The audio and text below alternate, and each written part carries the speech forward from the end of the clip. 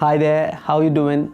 These are difficult times and challenging for a lot of us as we transition from this end of COVID to the other end.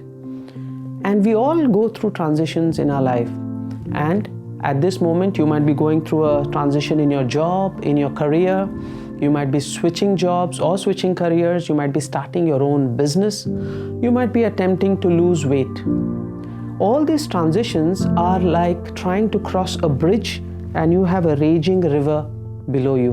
And the bridge is rickety. It is all moving, shaking. You have strong winds, rain all over the place, and you still have to get to the other side. Now it is becoming very important for you to measure your progress as you cross the bridge. Otherwise, you are stuck and you don't know how much you have progressed, where you're going. Because sometimes the visibility is quite poor. You can't see what's in front of you. And this is where measurement and metrics become important. So what are the measurements and metrics you're using in your life? And how are you using them? Let's take an example. Someone comes up to you and says, "Hey Harry, I have lost 5 kilos. Oh good, 5 kilos. That's a measure, a count of how much you have lost. Hey, I ran 5 kilometers today. Excellent. A measure gives you a count. It's a number, but it doesn't give you any more information than that.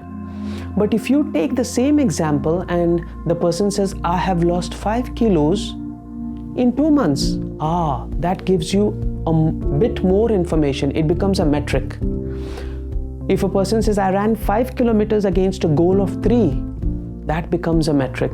I ran 5 kilometers in 6 minutes or 20 minutes or 30 minutes. That becomes a metric. Now, what happens with us is we choose the wrong metrics to measure ourselves. A person losing 5 kilos over 1 year, you'll say, wow, that's not great achievement. You've taken a very long time to achieve something that could be achieved in say 2 months or 3 months at the most. And what happens is we start comparing our metrics and being ruled by the group and the environment that we are in. Let's take an instance.